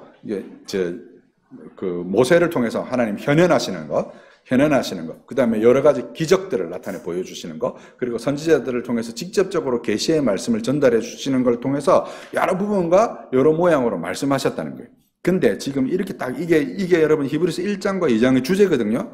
근데 갑자기 뜬금없이 4절에 보면 천사보다 훨씬 뛰어남은 얘기하면서 2장 끝까지 천사 얘기를 계속합니다. 왜 이렇게 할까요? 그러니까 여기서부터 우리가 헷갈리는 거예요. 자, 우리가 다른 데 한번 찾아볼게요. 사도행전 7장 35절 한번 찾아볼게요.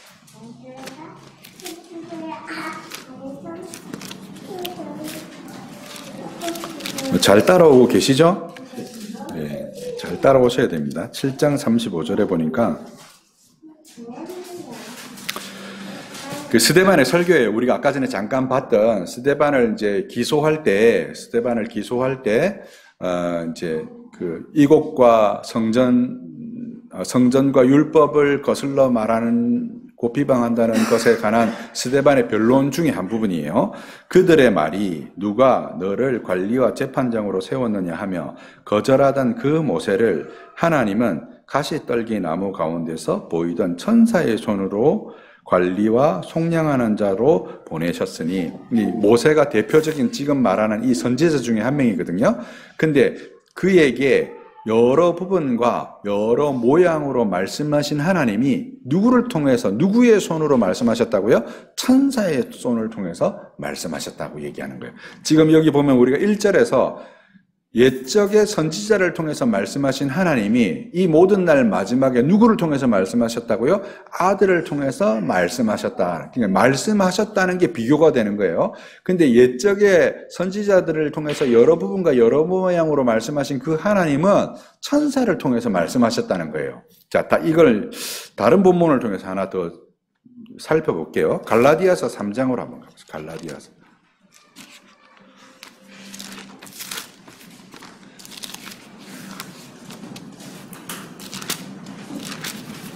갈라디아서 3장 19절. 그런즉 율법이 무엇이냐? 범법함으로 더하여진 것이라. 천사들을 통하여 한 중보자의 손으로 베푸신 것인데 약속하신 자손이 오시기까지 있을 것이라. 여기도 지금 뭘 얘기해요? 지금 모세가 중보자예요. 모세에게 이게 율법을 주셨는데 그 범법함 때문에 율법을 주셨는데 누구의 손을 빌어서 주셨다는 거예요? 천사의 손을 통해서 빌어서 주셨다는 거예요. 그래서 이게 유대 전통이에요. 유대인들이 계시를 받는데 그 계시가 주로 누구를 통해서 주어지는 거냐면 천사를 통해서 주어진다고 생각을 했어요. 당연히 그러니까 뭐가 더 우월해 보이겠어요? 천사들로부터 받는 말씀이 우월해 보이는 거예요. 근데 예수님은 어떻게 오셨어요? 우리 곁에 성육신 하셔서 오셨잖아요. 예수님은 그냥 일반 사람들이 보기에 뭘로 보이는 거예요? 그냥 사람으로 보이는 거죠. 천사가 말해주는 거하고 사람인 예수님이 말해주는 거하고 무엇이 더 권위 있어 보이겠어요? 천사가 말해주는 게 훨씬 더 권위 있어 보이잖아요. 근데 그것에 대해서 지금 히브리서 저자가 그렇지 않다라고 얘기하는 거예요. 그게 바로 1절부터 4절에 3절에 있는 내용이에요. 그가 바로 창조주이시고 세상을 만드신 분이고 하나님의 영광의 광채시고 본체의 형상이시고 만물을 지금도 붙들어서 보존하게 하실 뿐만 아니라 천사가 우리의 죄를 없이 할 수 없지만 주님은 우리의 죄를 없이 하시는 그 사역을 위해서 우리 가운데 오셔서 말씀하시는 분이다 하는 얘기를 하는 거예요. 그 얘기를 이렇게 길게 하는 거예요. 그리고 지금 1장과 2장의 내용은 바로 이 율법에 관해서 이렇게 우리가 율법을 받게 되었다. 율법을 받은 사람들이 어떻게 해야 되냐면 이제 순종해야 되는 거죠. 순종. 율법에 복종하고 순종해야 되는 것들에 관해서 이제 본문에서 얘기하고 있는 것입니다.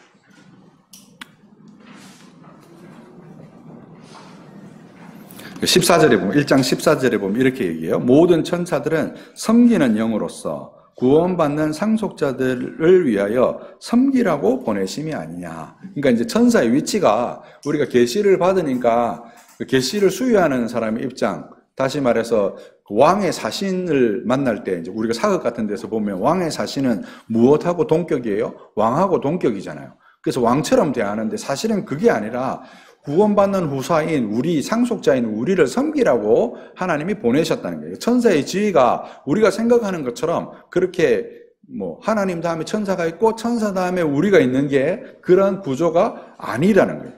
그 우리가 다른 데서 한번 더 찾아볼게요. 에베소서 3장 10절. 에베소서 3장 10절.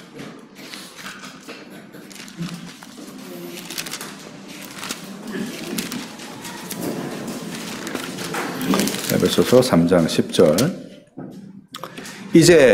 이는 이제 교회로 말미암아 하늘에 있는 통치자들과 권세들에게, 하늘에 있는 통치자들과 권세라 그랬잖아요.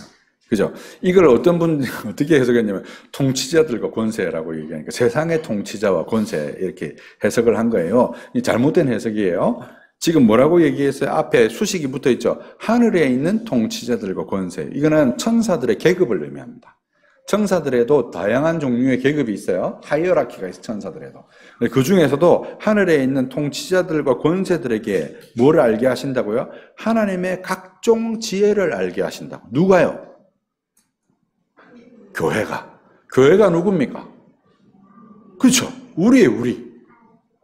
우리가 이 복음에 관해서 천사들에게 얘기해 주는 거예요. 그리고 하나님의 우주 만물을 지으신 지혜에 대해서도 얘기해 주는 거예요. 여러분, 우리가 그 창세기에 보면 아담에게 하나님이 무슨 일을 시키세요? 각종 동물에게 이름을 지으신. 이 얘기 제가 전에 와서 한번 했죠. 기억하시죠? 그죠? 이름을 짓는다는 것은 여러분이 권세자라는 의미예요.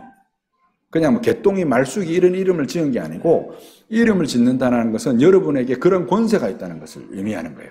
여러분 이제 뭐 엑소시즘 영화 같은 데 보면 뭐 이렇게 사역자들이 나와서 자꾸 뭘 물어봐요? 이름을 물어봅니다. 성경에도 나오죠. 예수님이 군대 귀신의 이름을 물어보세요. 왜 물어봤겠어요? 우리가 부르잖아요. 부르는 사람에게 권세가 있는 거예요. 이해되세요? 불림을 받은 사람에게 권세가 있는 게 아니라 부르는 사람에게 권세가 있는 거예요. 그렇죠? 예수의 권세가 우리에게 주어져 있어서 우리가 그런 사람으로 하나님 앞에 지음 받았다는 거예요. 그리고 우리가 상속자라는 얘기를 지금 그렇게 하고 있는 거예요. 에베소서 1장에서 얘기하고자 하는 바가, 히브리서 1장에서 얘기하고자 하는 바가 바로 그런 내용이에요. 그래서 뭐 천사들에 대해서 이래저래 막 얘기를 하지만 그거 여러분 읽어보시면 다 아는 내용이에요. 그렇죠? 그러면서 2장 1절에 보세요. 2장 1절에 그러므로 우리가 들은 것에 더욱 유념함으로, 들은 것에 유념함으로 우리가 흘러 떠내려 가지 않도록 함이 마땅하니라. 이제 유념해서 흘러 떠내려가지 않도록 하는 것이 마땅하다. 이 되게 중요한 단어라 그랬죠. 흘러 떠내려가지 않는 것. 여러분 이제 우리가 일상생활에서 이래요, 그렇죠? 주일날 와서 말씀을 듣습니다. 말씀 다 들어요, 그렇죠? 근데 목사님하고 악수하다가 설교 제목을 잊어버려요. 그죠? 막 그 교인들하고 막 인사하다가 본문을 잊어버려요. 그죠? 집에 차 타고 가다가 내용을 잊어버려요. 그죠? 우리가 그렇게 살잖아요. 그죠? 대부분 그렇게 살아요. 그거를 지금 히브리서 기자가 뭐로 표현하냐면 흘러 떠내려간다라고 표현합니다. 흘러 떠내려간다. 들은 것에 유념해야 돼요. 우리 하나님의 말씀을 지금 1장에 설명하는 건 하나님의 말씀이 율법인데 그 율법을 유념해서 들어야 된다는 얘기를 하고 있는 거예요. 그죠? 그러면서 2절에 보니까 천사들을 통하여 하신 말씀이 견고하게 돼요. 모든 범죄함과 순종하지 아니함에 공정한 보응을 받았다. 천사들을 통해서 한 말도 구약 백성들이 천사들을 통해서 이 말을 들었잖아요. 그것도 견고하게 되어서 모든 범죄와 순종하지 아니함에 대해서 공정한 보응을 받았거든이라는 게 뭐예요? 비교하는 거잖아요. 비교급이에요. 그죠? 받았거든. 우리가 이같이 큰 구원을 등한히 여기면 어찌 보응을 피하리요? 그러니까 이같이 큰 구원을 등한히 여긴다는 말이 무엇이겠어요? 2절에서 말한, 이 1장 2절에서 말한 이 모든 날 마지막에 아들을 통하여 우리에게 말씀하신 걸 말하는 거죠. 그걸 얘기하고 있는 거예요. 그죠? 그래서 그걸 등한히 여기면 안 된다는 거예요. 그리고 이 구원은 처음에 어떻다고 말해요? 지금 2장 3절에서 주로 말씀하신 것이고, 주님께서 우리에게 말씀해 주신 거예요. 그 다음에 들은 자들이 우리에게 어떻게 했다고요? 확증했던 것이다. 그죠? 그 확증의 내용은 그들만 확증한 것이 아니라 4절에 우리가 아까 살폈던 내용이죠. 하나님도 표적과 기사들과 여러 가지 능력과 자기의 뜻을 따라 성령을 나누어 주시는 것으로서 그들과 함께 증언하셨다는 거예요. 우리가 이런 걸 받았는데 표적과 기사와 성령을 우리에게 나누어 주시고 사도들이 확증해 주고 주께서 말씀해 주시는 이것을 우리가 받았는데 어떻게 유념하지 않고 흘러 떠내려 보낼 수가 있느냐, 이 얘기를 하고 있는 거예요. 그죠? 그래서 여러분, 하나님 말씀을 들을 때 이런 마음으로 들어야 되는 거죠. 이런 마음으로 들어야 되는데 이제 그렇지 않은 거죠. 천사를 통해서 천사가 위대해 보이고 우리가 그 앞에서 두렵고 떨리는 마음이 되고, 그래서 범죄한 것에 대해서, 순종하지 않은 것에 대해서 우리가 구약 성경에서 여러 가지 보응받는 장면을 보잖아요. 고라 자손들의 장면이라든지 이스라엘 백성이 광야에서 원망하다가 탐욕의 무덤으로 다 이렇게 죽게 되는 거라든지 불뱀에게 물리게 되는 거라든지 이런 장면들을 다 보잖아요. 그거는 이렇게 두려워함으로 보면서 하나님의 아들을 통해서 우리에게 말씀해 주시고 확증해 주신 바들을 주일날 매번 목사님의 설교 말씀을 통해서 들으면서 흘려 떠내려 보내고 있다는 거예요. 그렇게 떠내려 가면 안 된다는 얘기를 하는 것이죠. 그 다음에 5절 보세요. 5절. 하나님이 우리에게 말하는 바 장차 올 세상은 천사들에게 복종하게 하심이 아니니, 지금 우리가 받을 이 세상은 천사가 중심이 아니라는 거예요. 누구에게 이 말은 뭘 의미하겠어요? 사람에게 복종하게 하는 것을 의미하는 것이죠. 그 다음에 인용한 시편 8편의 말씀은 그런 내용을 이제 인용해서 설명한 거예요. 그러면서 8절 하반절에 보세요. 만물을 그 발 아래 복종하게 하셨으니, 만물로 그에게 복종하게 하셨은즉 복종하지 아니하는 것이 하나도 없어야 하겠으나 지금 우리가 만물이 아직 그에게 복종하고 있는 것을 보지 못하고, 여기서 말하는 그는 그리스도를 가리키는 거거든요. 그리스도에게 복종해야 되는데 만물이 아직 그리스도에게 복종하는 것을 우리가 보지 못하고 있다는 거예요. 이제 이 말의 핵심적인 메시지는 이거예요. 하나님의 말씀이 선포됐어요. 율법의 말씀이 선포되었어요. 그 율법의 말씀을 우리가 어떻게 들어야 된다는 거예요? 복종하는 자세로 들어야 되는 거예요. 흘러 떠내려 보내지 않고 유념하여서 그렇게 들어야 되는데 그렇지 못하다는 것이죠. 그러면서 9절에 오직 우리가 천사들보다 잠시 못하게 하심을 입은 자 곧 죽음의 고난을 받으심으로 말미암아 영광과 존귀의 관을 쓰신 예수를 보니, 이를 행하심은 하나님의 은혜로 말미암아 모든 사람을 위하여 죽음을 맛보려 하심이라. 우리가 그걸 못하는 거예요. 우리가 복종을 못하는 거예요. 그 복종 못하는 것 때문에 누구를 보내셨다고요? 아들을 보내셔서 우리의 죄 때문에 우리가 사망이 당해야 되는 당사자인데, 예수님이 죽음을 맛보게 하심으로 우리를 구원하게 하시는, 우리가 아까 1장 3절에서 보았던 죄를 정결하게 하시는 일을 하고 계시다, 이 말이에요. 예수께서 그런 일을 하시고 계시다는 것이죠. 그래서 10절에 그러므로 만물이 그를 위하고 또한 그로 말미암은 이가 많은 아들들을 이끌어 영광에 들어가게 하시는 일에 그들의 구원의 창시자가 고난을 통하여 온전하게 하심이 합당하도다. 구원의 창시자이신 예수께서 고난을 통해서 스스로도 온전하게 되시고 또 그 고난을 통해서 우리도 온전하게 하신다. 그걸 우리가 믿는 거예요. 그걸 우리가 믿는 것을 성경이 믿음이다, 이렇게 얘기한 것입니다. 그게 이제 1장, 2장의 핵심적인 주제라고 할 수 있습니다.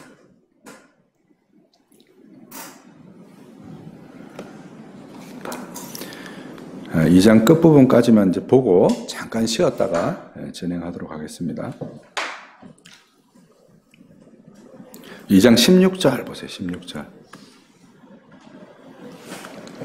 이는 확실히 천사들을 붙들어 주려 하심이 아니요. 지금 예수께서 고난을 받으시고 구원의 창시자가 되셨는데 이런 일을 하시는 목적이 뭐라는 거예요? 천사들을 붙들어 주려고 하시는 것이 아니다 하는 거예요. 그렇죠? 우리가 막 천사 보는 걸 막 신기한 일로 생각하고 하나님의 음성을 듣는 것을 막 특별한 일로 생각하지만 하나님의 목적은 거기에 있지 않고 우리를 구원하시는 거기에 있었다는 거예요. 그리고 오직 아브라함의 자손을 붙들어 주려 하심이니. 아까 전에 1장 3절에 다시 한번 봐보세요. 1장 3절에 능력의 말씀으로 만물을 붙드신다 그랬잖아요. 그죠? 여기 이미 주제가 다 설명이 됐어요. 그죠? 그 붙드심으로 아브라함의 후손인 우리를 붙들어 주려 하십니다. 우리가 이렇게 죄로 이렇게 저렇게 넘어지고 쓰러지고 하잖아요. 그렇게 할 때 우리를 붙들어 주시려고 이제 이런 일을 하셨다. 그러므로 그가 범사의 형제들과 같이 되심이 마땅하도다. 누가요? 예수께서 형제들과 같이, 사람과 같이 되심이 마땅하도다. 그러면서 이제 이 다음 주제가 나오는 거예요. 다음 주제가 뭐겠어요? 이는 하나님의 일에 자비하고 신실하신 대제사장이 되어 백성의 죄를 속량하려 하심이라. 이게 아까 3절에서 봤던 그 내용이죠. 죄를 없이 하시는 그 일을 위해서 대제사장이 됐는데 어떤 제사장이 되셨다고요? 자비하고 신실하신 대제사장이 되었다라고 얘기해요. 우리가 아까 전에 그 구조 봤죠? 구조 다시 한번 봐보세요. 구조에 보시면 3장 1절로부터 5장 10절까지가 신실하고 자비로운 대제사장에 대해서 설명해요. 그 중에서 3장 1절로부터 4장 14절까지가 신실하신 대제사장 그리스도를 설명하는 거예요. 그 다음에 4장 15절로부터 5장 10절까지가 자비로운 대제사장에 대해서 설명하는 거예요. 그렇게 이 주제를 설명해 주면서 율법에서부터 어떤 구조로 넘어가는 거예요? 성전이라는 구조로 넘어가는 거예요. 이제 여기서 이제 우리가 적용해서 생각해 봐야 돼. 한 8분 정도 제가 말씀 더 드릴게요. 어떤 걸 생각해야 되냐면, 여러분, 기독교 신앙에서 사람들이 자꾸 실패하는 지점이 있어요. 어떤 지점에서 실패하냐면, 저도 처음에 마찬가지였는데, 예수를 처음 믿었어요. 마음이 기뻐지고 유쾌합니다. 그리고 막 내가 순결해진 것 같아. 예수님이 내 죄를 다 용서하셨으니까 막 구원받고 막 영혼이 날아갈 것 같아. 근데 살다 보면 어떤 일이 발생해요? 죄를 짓잖아요. 그죠? 그럼 처음에는 막 뜨겁게 회개합니다. 주님 잘못했습니다. 막 이러면서 뜨겁게 회개해요. 그리고 막 다시 잘해보려고. 내가 잘해보려고. 이 신앙에서 실패하지 않으리라. 이렇게 합니다. 근데 이게 어떻게 되던가요? 계속 반복되잖아요. 그죠? 근데 목사님 이런 설교도 해요. 반복되는 죄는 신앙을 의심해 봐야 됩니다. 이런 말씀을 들으면 내가 막 지옥의 자식이 된 것 같고 막 이걸 어디다가 털어놓지도 못해. 막 혼자 막 끙끙끙끙 앓고 막 괴롭고 막 그러다가 막 나중에 어느 시점에 막 타협합니다. 뒤로 물러가 버려요. 대부분 성도들이 그런 상태에 있어요. 이게 문제입니다. 이게 문제. 여러분, 우리가 그렇게 막 여러 가지 죄를 반복해서 지고 자꾸 넘어지잖아요. 그건 예견된 일입니다. 하나도 이상한 게 아니에요. 왜 이상한 게 아니냐? 원래 그렇다니까요. 우리가 원래 그런 존재예요. 그런 존재를 하나님이 온전하게 하시는 거예요. 근데 여러분, 여기 어떤 전제가 숨어 있는지 참 생각해 보셔야 돼요. 어떤 전제가 숨어 있냐면요. 막 내가 해서 막 잘 하잖아요. 그때는 막 유쾌하고 기뻐. 근데 막 죄를 지면 막 한없이 막 추락하고 막 내가 비참하고 막 이런 생각이 들어요. 여기에 뭐가 작용하고 있습니까? 내가 해냈다? 내가 해내지 못했다. 가 작용하잖아요. 그죠? 자기의가 작동하는 거예요. 자기의가. 그거 기독교 신앙이에요? 아니에요? 기독교 신앙이 아니에요, 그게. 여러분, 죄를 용서해 주시는 거는 여러분이 막 잘했기 때문에 하나님 용서해 주시는 겁니까? 그럼 여러분이 얼마나 못하면 용서 안 해 주시는 겁니까? 생각해 보세요. 그래서 처음에는 율법과 대면하는 일을 사람들이 굉장히 열심히 합니다. 왜 흘러 떠내려 보내는 줄 아세요? 이걸 대면하다가 지치는 거예요. 그리고 그 대면했을 때 찾아오는 자기 비참의 느낌과 그 감정을 견디기가 힘들어지는 거예요. 그래서 그걸 보는 것을 외면해 버립니다. 그걸 흘러 떠내려 버리는 거예요. 그게 다 넘어지는 이유예요. 여러분, 잠언에 보면 의인을 이렇게 정리했어요. 의인은 7번 넘어져도 다시 일어나려니와. 의인은 넘어지는 사람이 안 넘어지는 사람이 아니에요. 다시 일어서는 사람이에요. 뭐 때문에요? 여러분을 보는 게 아니라 우리를 구원해 주신 예수 그리스도를 보므로 다시 일어서는 사람이에요. 그걸 계속해서 확인하는 작업이 구원의 과정이에요. 그죠? 우리의 백성의 죄를 속량하려고 예수께서 신실하시고 자비로운 대제사장이 되셨어요. 이제 신실하심에 관한 주제를 이제 우리가 다음 시간에 다루게 될 텐데 그 내용이 바로 다 이 내용을 다루는 거예요. 여러분이 지금 믿는다고 말할 때 아까 전에 베드로가 의심해서 바다에 막 들어간다고 할 때 우리가 의심하지 않겠습니다. 이게 믿음이 아니에요. 여러분, 그거는 여러분이 해냈느냐 못했느냐에 따라서 여러분의 기분 상태가 좋아졌다가 나빠졌다 하는 거잖아요. 그럼 그것의 근거가 뭡니까? 예수 그리스도의 사역이에요? 아니면 여러분의 기분 상태예요? 여러분의 기분 상태잖아요. 그 기분 상태는 내가 해냈느냐, 내가 그걸 못 해냈느냐에 달려있는 거 아니에요. 그 신앙이 아니라는 거예요. 그런 거는. 그래서 신앙은 언제 딱 드러나냐면 여러분이 넘어졌을 때 드러납니다. 그 가장 대표적인 인물이 다윗이잖아요. 다윗이 집안에만 막 놀다가 성적인 죄에 빠졌어요. 그죠? 이웃집 아낙네가 목욕하는 거 보고 막 그 여자 데려다가 동침해 버렸어요. 그 동침했는데 이 여자가 막 임신을 했네? 감춰야 되지 않겠어요? 그 막 최전선에서 일하고 있는 군인을 불러다가 하룻밤 들어가서 이제 술 먹여가지고 같이 자라. 근데 이 장군이 얼마나 충성스러웠던지 자기 집에 들어가서 자지도 않아. 너무 답답하잖아요. 자기 전엔 감춰야 되겠는데 이거 어떻게 감추나 하다가 이제 요압에게 편지를 써요. 전장에 맨 앞에 내보내가지고 뒤로 빠져가지고 걔가 죽게 해라. 이게 간음한 죄에다가 뭐까지 더한 거예요? 살인죄까지. 그 살인죄도 그냥 살인이 아니라 이게 뭐라 그러지? 교사해서 살인한 거죠. 다른 사람도 그 죄에 동참을 시켰어요. 게다가 왕이에요. 높은 사람이잖아요. 더 엄하거든요. 이게 짐짓범한 죄잖아요. 고의로 범한 죄잖아요. 그죠? 이게 얼마나 심각한 죄입니까? 그래도 뻔뻔하게 막, 나단 선지자가 와서 막, 누구 집에 암양이 한 마리가 있는데, 손님이 왔는데, 자기 거로 대접하기 그러니까, 하나밖에 없는 암양을 뺏어다가 대접을 했습니다. 이거 어떻게 해야 될까요? 그러니까 왕이 자리에서 벌떡 일어나면, 그런 나쁜 놈이 있는, 그럼 당장 데려오라. 내가 죽여버려야 되겠다. 이렇게 얘기했더니, 나단 선지자가 뭐라고 얘기했어요? 그게 바로 당신이다. 그런데 다윗의 위대한 지점이 여기에 있는 거예요. 그 자리에서 회개합니다. 그 회개의 기도가 뭐냐면 시편 51편이에요. 주께서 나를 정하게 하시면 내가 정하리이다.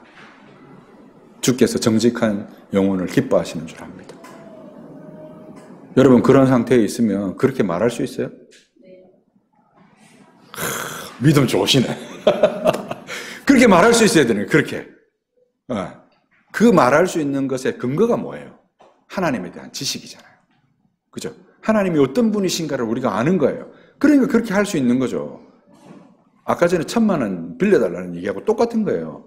우리가 믿을 수 있는 누군가에게 얘기할 수 있는 것이지 그에 대한 지식이 없으면 그렇게 할 수 없는 것이거든요. 그렇지 않아요? 그죠? 네.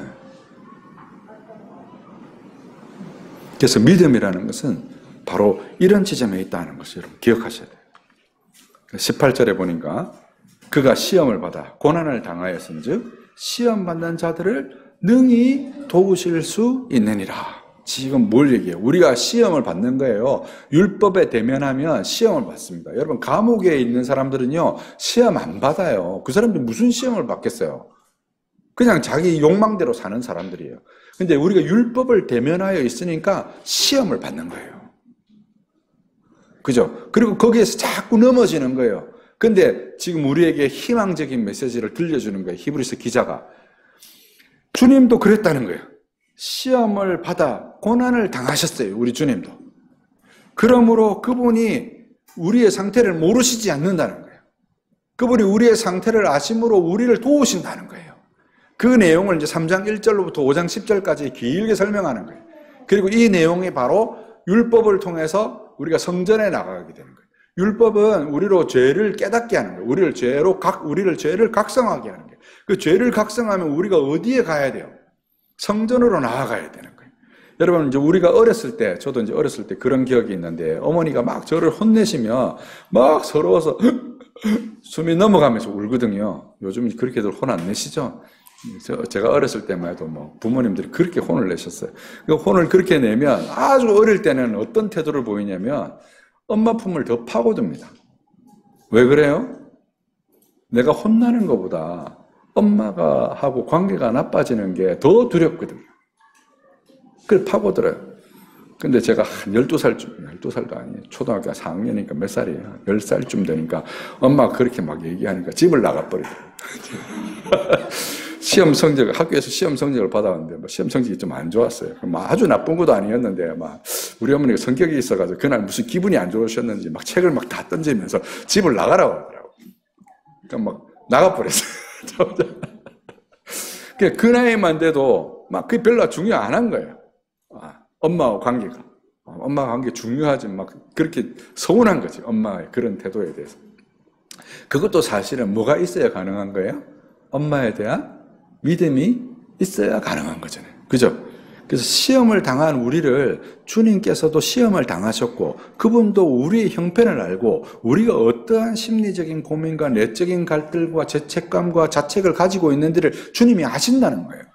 그분한테 안 아뢰면 누구한테 아뢰입니까? 그게 우리의 기도예요. 우리가 기도해야 될 내용이 바로 그런 것이라는 거죠. 근데 사람들이 어떻게 해요? 그런 일이 생기면 기도에서 점점 멀어집니다. 그리고 언제 가까워져요? 내가 뭘 잘했을 때. 그랬을 때 하나님 앞에 의롭게 기도하고.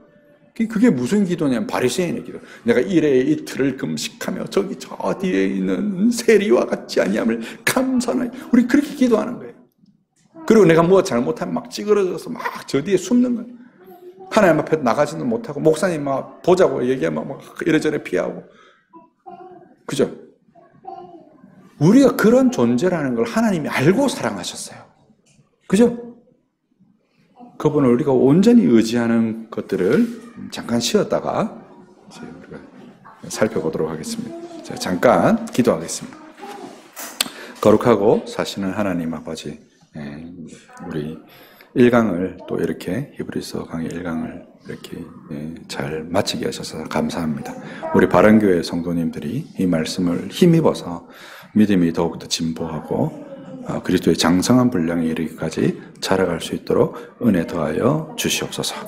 귀하신 예수 그리스도 이름으로 기도하옵나이다. 아멘.